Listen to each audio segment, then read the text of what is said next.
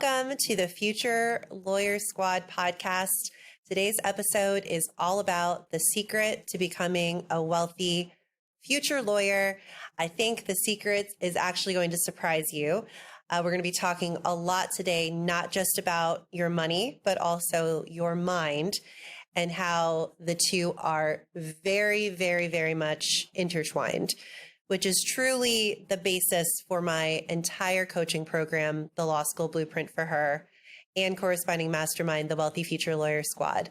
We talk a lot about diving into who you are, how do you look at money while you're in law school, so you can really start to build the foundation for thinking and becoming a wealthy future lawyer.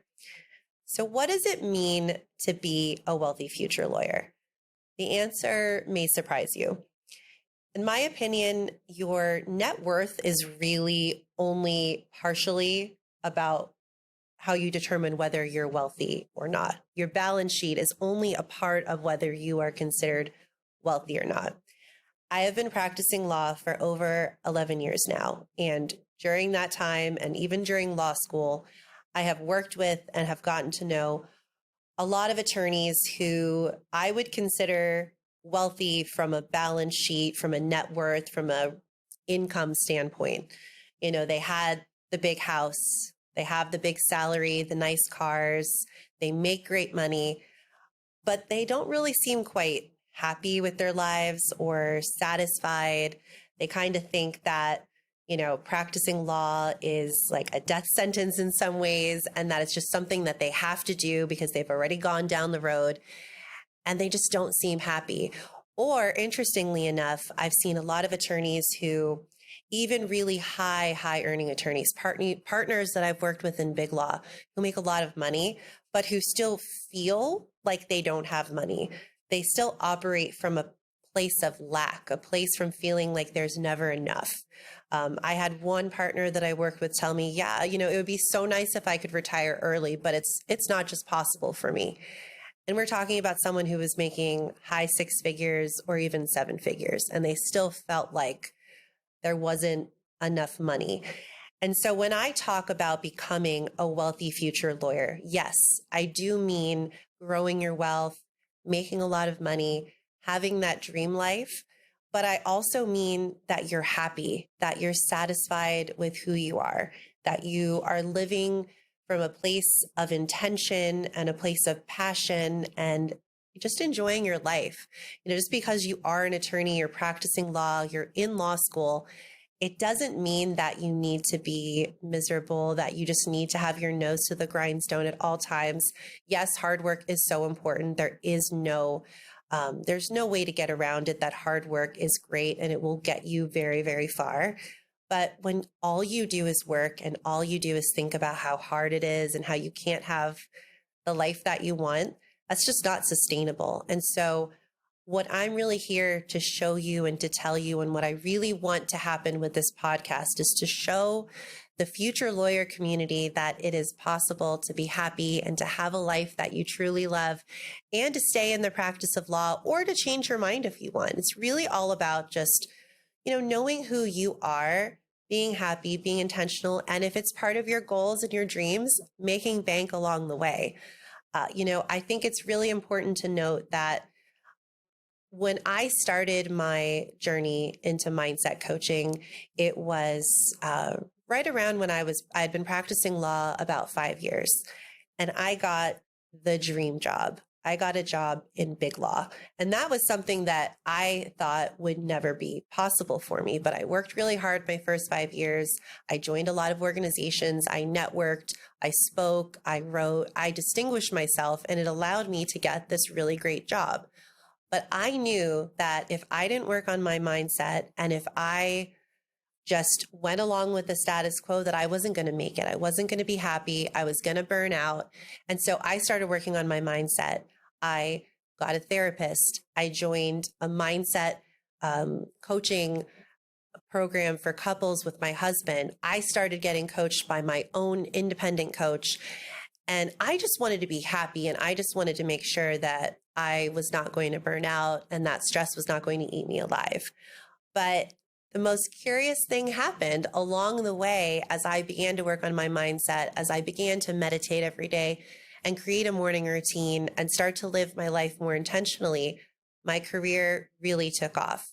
I was able to think more clearly. I was able to just be a better lawyer. Just in general, I was able to maintain a good level of, some stress is good, but I wasn't overstressed for the most part we all have bad days. But there was this crazy byproduct of working on my mind that translated to me becoming a better attorney. And it also translated to me being more open to money making opportunities. So I was making really great money in Big Law. I was making way more money than I ever thought I would. But I started to think, I'm only trading my time for money. I only can make X amount of dollars. There's only X amount of days, in the year, hours in the day. And so I started to explore other ways to take that high income that I was earning and to start to invest and to start to think of passive income opportunities. All of these things are going to be major topics and major themes throughout this podcast. Today is really just going to give you a taste of what it means and how to become a wealthy future lawyer. Because what I stumbled upon, the secret that I stumbled upon, that working on your mindset will actually make you a better attorney and in turn will allow you to think about your money differently and to grow your wealth. It's not something that's really talked about so much in law school or in the legal community. It seems to me, in my experience and my many conversations in my own law school journey and legal journey, that there's just a lot of lack of time, a lot of lack of opportunities, a lot of fear around student debt, talking about there's only X amount of jobs out there, whatever it is, there's a lot of negativity. And you have to really start to think about, is that the finite absolute truth of how life is? Is it written in the stars somewhere that you have to be miserable in law school, that there's only a certain amount of jobs, and if you're not a certain kind of person, you're not going to get those jobs or you're not going to make the money? Is that really, really true? Because I think what happens in law school is designed to teach you to think like an attorney. So in a lot of ways, it starts to break down the way that you thought before you went into law school. And in a lot of ways, it really trains you to see the negative in so many situations, because you're looking at a fact pattern and you're trying to figure out what can go wrong and all the possible things that could happen. And so in the process of going through the Socratic method when you're in law school and having professors yell at you and kind of break you down and break down the way that you think, it's coming at a really high cost. Studies have shown that there is a significant mental health crisis in the law school community. The depression and anxiety rates are higher than any other graduate program, including med school. The amount of mental dysfunction that is happening in law school and then carrying into people's legal careers is astonishing. And to me, it seems like a very high cost to have to pay just to be able to get your JD and just to be able to become an attorney. To me, it just doesn't make sense and it doesn't seem necessary. Why have we accepted that law students, most often are depressed and distressed and they're living in this anxiety-ridden type of lifestyle? Why has that just been accepted as the gospel? I don't really understand it. And that's a big part of this podcast and why I created my coaching program for law students. I think some of the biggest things that contribute to this mental health crisis in law school are isolation. You start to feel like you're in competition with everybody and that you're isolated from your peers, which can be very damaging to people's mental health.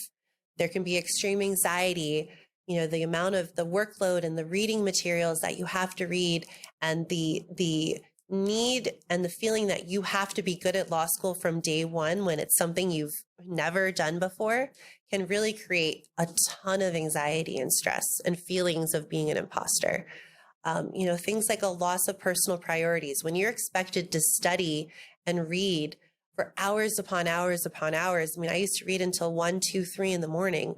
How are you supposed to work out? How are you supposed to spend time with friends? This loss of personal priorities can really affect your mental health. There's a feeling of helplessness and feeling like there's never enough time to get your work done can really reduce your trust and belief in yourself and your confidence. And this hyper competition that law school creates amongst law students can really start to reduce your self-esteem. I mean, I think it's pretty clear that all of this can snowball into a massive mental health crisis and just a really negative, toxic environment.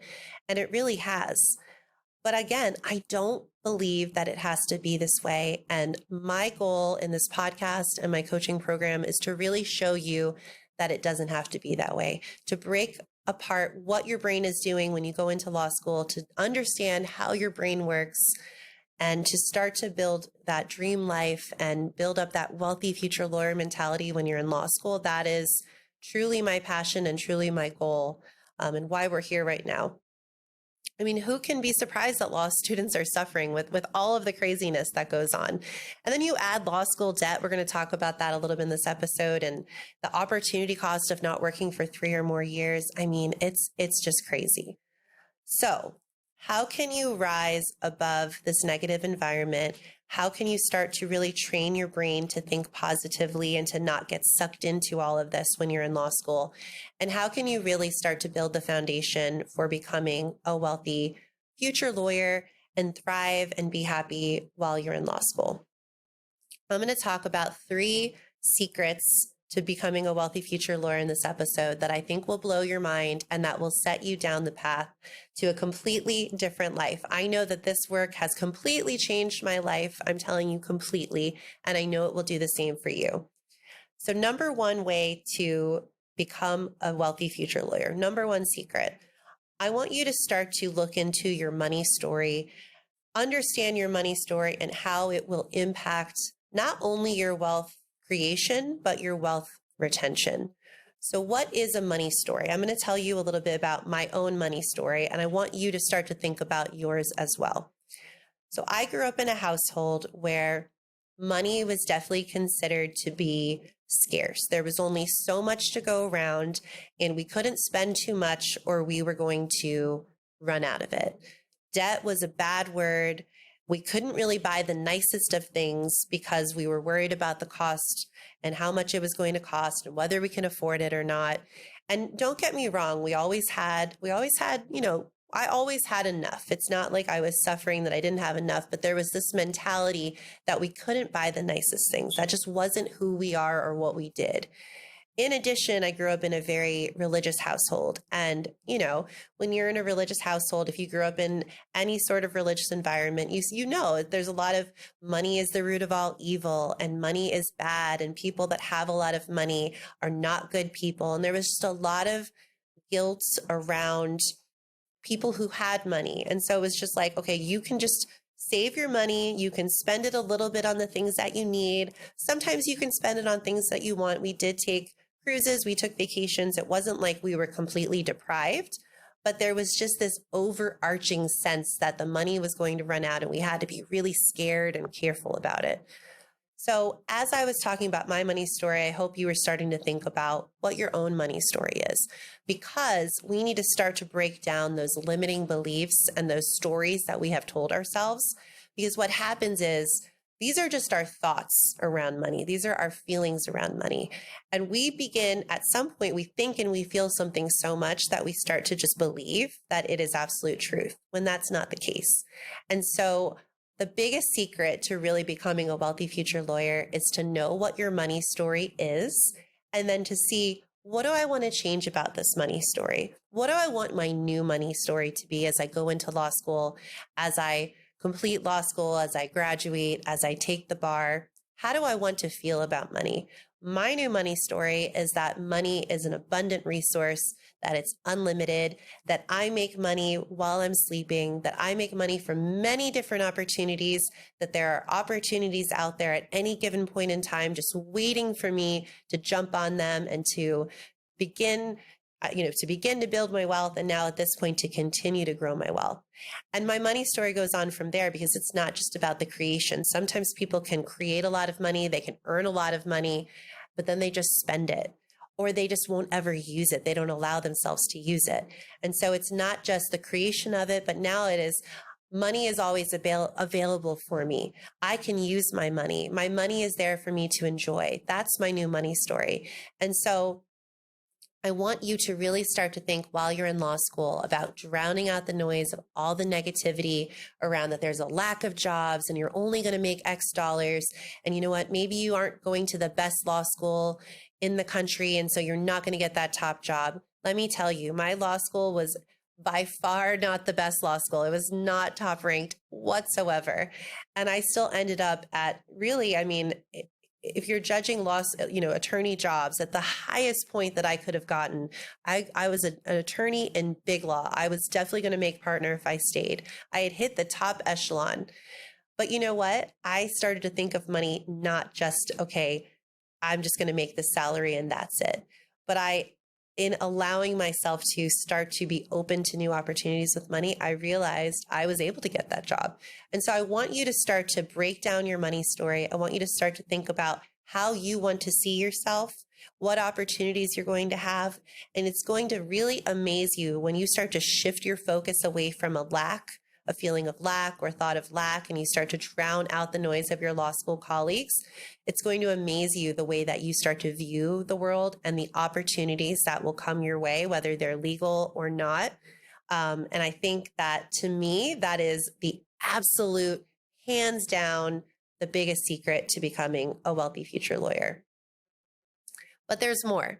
So my second secret to becoming a wealthy future lawyer is learning how to operate from a place of abundance and not of scarcity and fear and lack.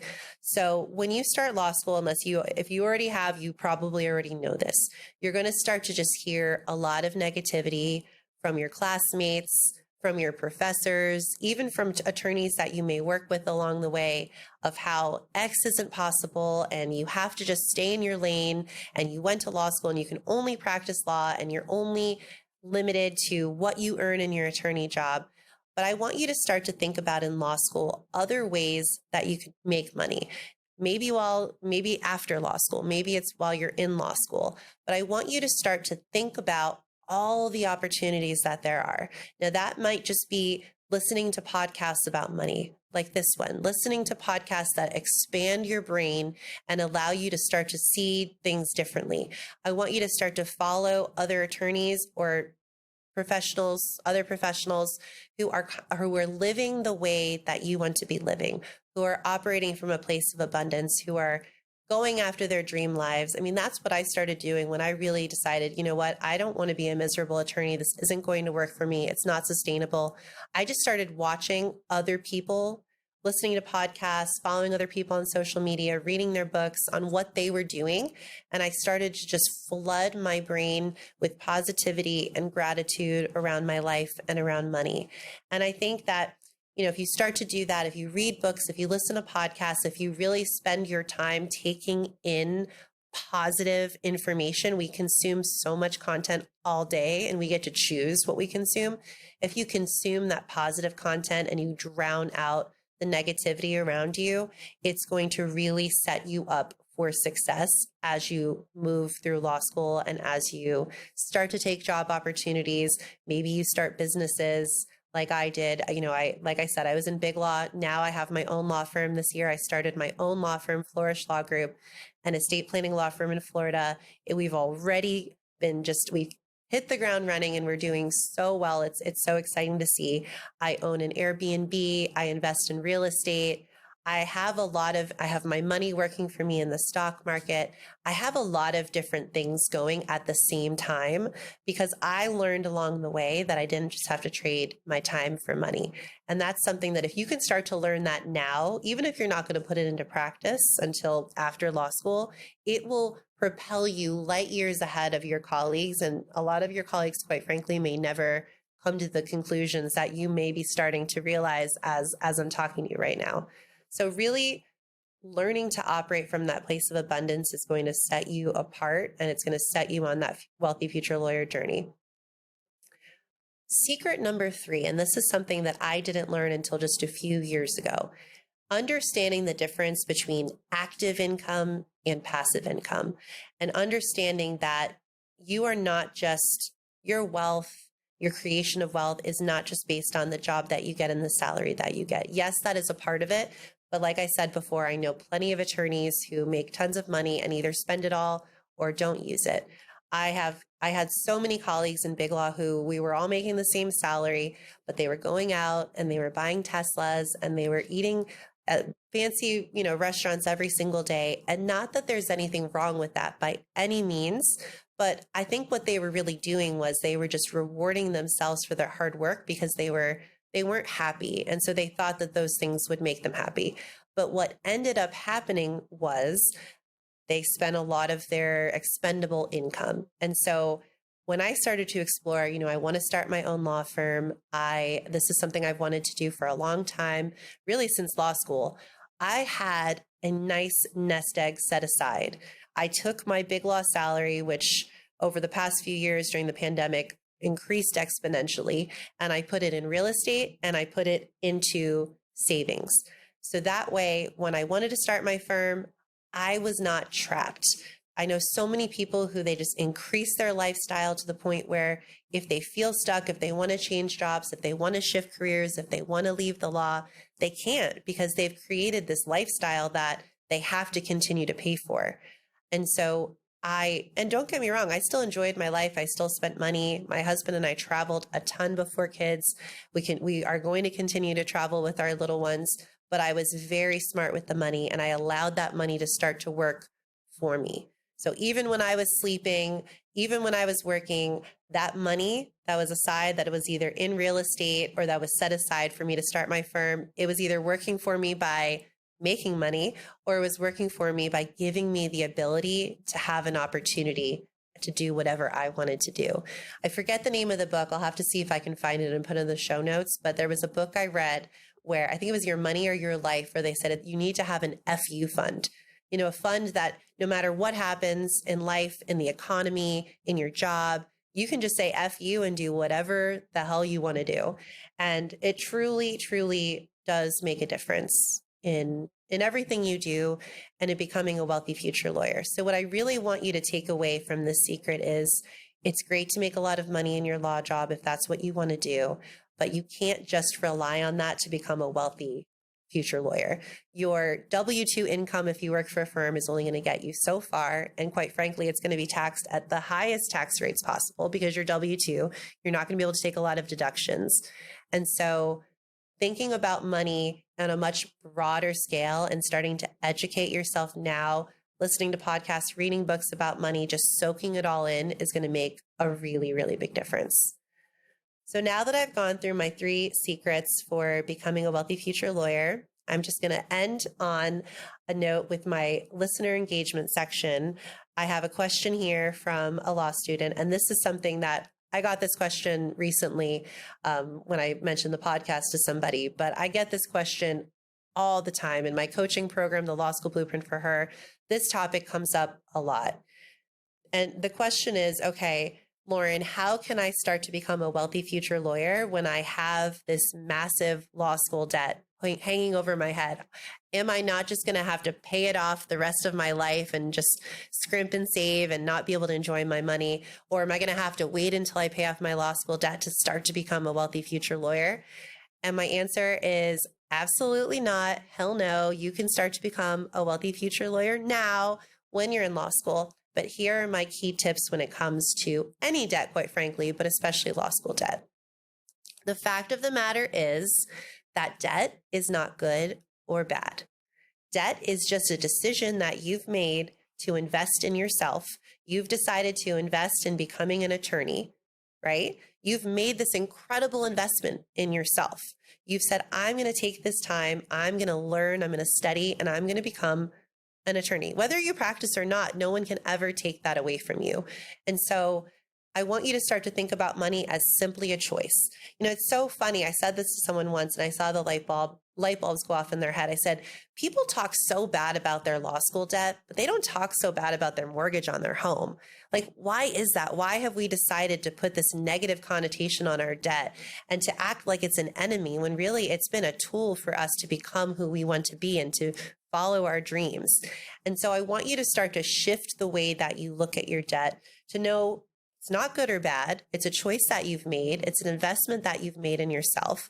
And I also want you to realize that as you start to become more open to different money mindset opportunities and thinking about your money differently, you might realize that your law school debt can actually get paid off much more quickly than you think. Now, I had a very unique experience when it came to my law school debt. I did have a scholarship. So I had a 75% scholarship to law school, and then I got an LLM in taxation that I paid 100% for. So I left law school with still a good amount of debt, about $110,000 in debt. I know that's less than a lot of people have, but that's still a nice chunk of change. And so I started just kind of paying it off, like the traditional route, just here and there as much as I could based on my income. But when I was in law school, my husband went out. We weren't married at the time. He bought a condo, and he bought it when the market was pretty low. And then we lived in the condo, so it was our primary residence. So when we decided to buy a house, we rented it out for about a year. And then we were looking at our money together. It was right around the time when we really started to look at our money. And he said, "Hey, why don't we sell this condo?" We were having issues with the HOA, with the tenant, and like it's just kind of a headache to have this condo. And I was like, well, that would be great because we can sell it. There's a tax exclusion. It's within a certain amount of time. It was our primary residence. We can sell it without any capital gains tax, and then we can pay off my student loans. And luckily, I have a really great husband who was like fully on board with that. And he knew it was making a good investment in me. And he said, "Let's pay off your law school debt."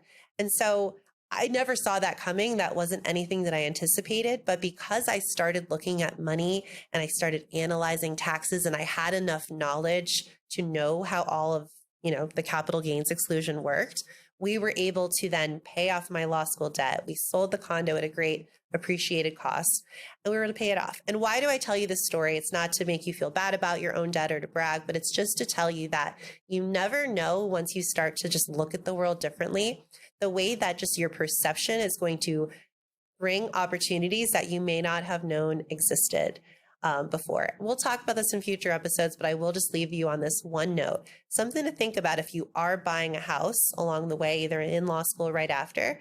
Maybe think about buying a duplex or a triplex and then living in one side and renting out the others and living for free. So then you can take that money that you would have been paying a mortgage or, rent, and pay off your student loans much faster. We'll talk about it more. I'm going to have lots of guests on who have paid off their student loan debt and have them explain how they did it. But I just want you to get your gears turning and the juices flowing that, becoming a wealthy future lawyer, it's so much about how you look at the world and your mindset. And that's really my mission to show you. And I'm so excited. This is going to be a great podcast. I'm so happy that you stuck around to the end. Keep an eye out for some new episodes coming out as well. We have some wonderful guests, and I can't wait to get to know all of you, my squad. Thanks.